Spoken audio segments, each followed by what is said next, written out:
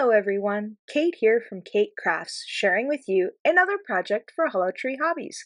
Let's get started. To kick things off, I have my Nina cardstock cut down to about 5 by 5.5.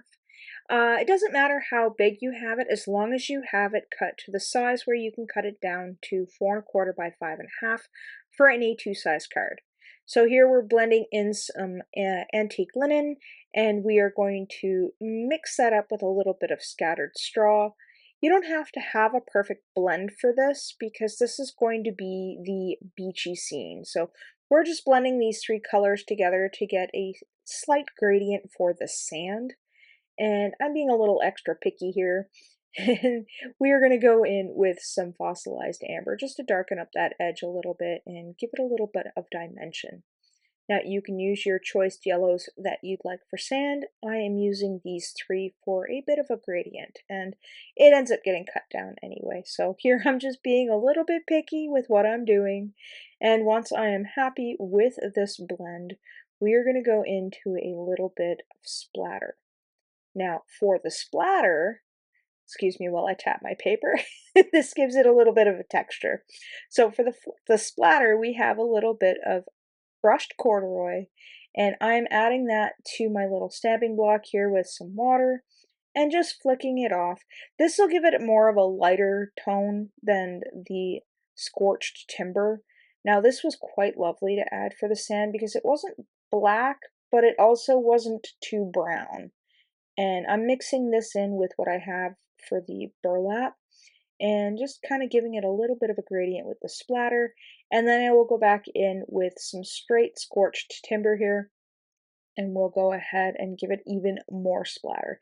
Now I'm not too concerned about getting it up on the white because the white will be covered. So once I'm happy with the amount of splatter, oh wait, no, we're going to add a little bit more. Give it a second. Give it a second. There we go. So we're going to add a little bit more of that Scorched Timber as soon as I get some water on my block. And that's going to give it a little bit more of a dark fleck here. So you can see I'm adding quite a bit more.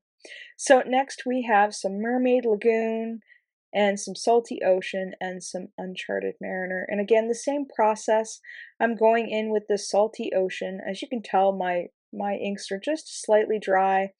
And I also cleaned my brushes last month, and I'm still working my way through to building up the excess on them. So if you are looking for re-inkers, you can find them at the Hollow Tree Hobby website. And while I'm on that topic, everything that I'm using in today's project will be linked in the description box below for your enjoyment. I encourage you to head over to the Hollow Tree Hobbies website, check out all of the wonderful goodies, maybe even stop over at their Facebook page, and definitely check out their Instagram. And if you haven't yet, we'd appreciate it if you'd liked and subscribed to our YouTube channel here, because I do like making projects and it's so much fun. I tell you, I love creating, just creating in general. And Hollow Tree Hobbies is the place that I generally go to get what I need for crafting supplies. So yeah, if you'd like to go check that out, I will make sure to leave all their social media links and website in the description box below for you to check out. So here we're coming into the home stretch with the water. We're going in with that Uncharted Mariner, just darkening things up a little bit around the edge. This is almost gives it like a deep water green look. It's a little bit different from the two blues that I use, the Salty Ocean and the Mermaid Lagoon, but I kind of like that the effect that it gives. It gives like there's depth under the water. So here we have got some chipped sapphire. As you can see, I kind of over re-inked my inker with my inker here. And I got quite a bit on there. So I'm taking this chipped sapphire and I am just going all willy-nilly with the splatter on top of this one. And I really like the dimension that splatter gives to the project. So I'm going to wipe that off real quick onto a piece of paper for later. And then we are going to get out some just regular water, and we are going to splatter that on there as well. And what that does is that activates the oxide, and it lifts the oxide up off the paper and kind of separates it from the paper so you get like a lighter color underneath. And I kind of really dig how this gives like a bubble effect with the blue. I think it's really cool. So we are going to hit that with our heat tool to dry everything up. And then next we are going to take a wink of Stella, and I've got one that's almost empty, and I just dumped a little bit of it by squeezing it onto my block. And I'm taking a dry water brush. There's no water in it. I'm just picking up that wink of Stella with this dry water brush. I didn't want to contaminate what I had left of the wink of Stella on the brush with the blue. This is why I'm using just this dry water brush. And I'm just kind of painting in the waves as they're rolling up to the beach. And then we're going to hit that again with our heat tool to dry that up nice and neat. And you can see that the ink will kind of come up a little bit with that wink of Stella to give it a little bit more texture. So what we're going to do next, because I can never decide on whether or not I prefer the wink of Stella or the Sakura Stardust pen, you guessed it. We are going to go over those wave edges with the Sakura Stardust pen just to give it a little bit more twinkle and shine when you hold it up into the light. And I'm just very gently going over the edges of those little marks that we made with the Wink of Stella. And then I'm going to add a few more that don't belong there, which I end up turning out really nice. I kind of like how they look. And I'm just kind of dragging the pen just a little bit. And then next we are going to go in with our Slimline stitched hillside border just to give that guy a little bit of a wavy effect. So once I've got that cut out, we are going to take our panels and cut them off camera to measure 4¼ by 5½ for the sand bit. And then for the little wavy bit here, I just want to make sure that that's going to cover all of the white. So I've made sure to cut that down to 4¼ and then you can just see how that wave comes up, almost like you're sitting on the beach.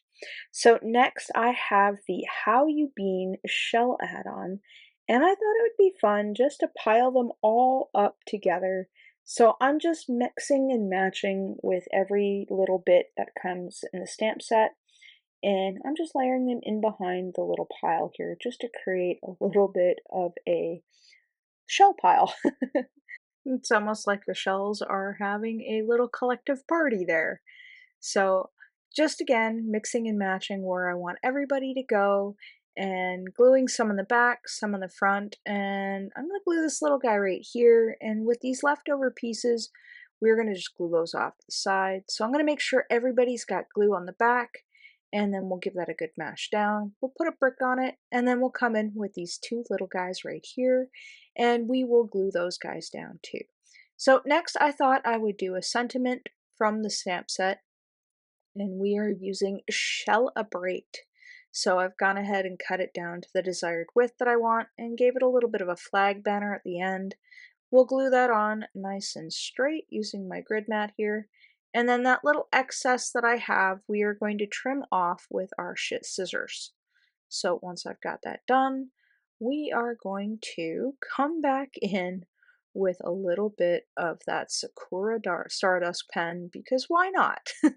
I mean, you could color this bit in with your chosen color medium, like alcohol markers, or this would be really fun for a no-line coloring with colored pencil.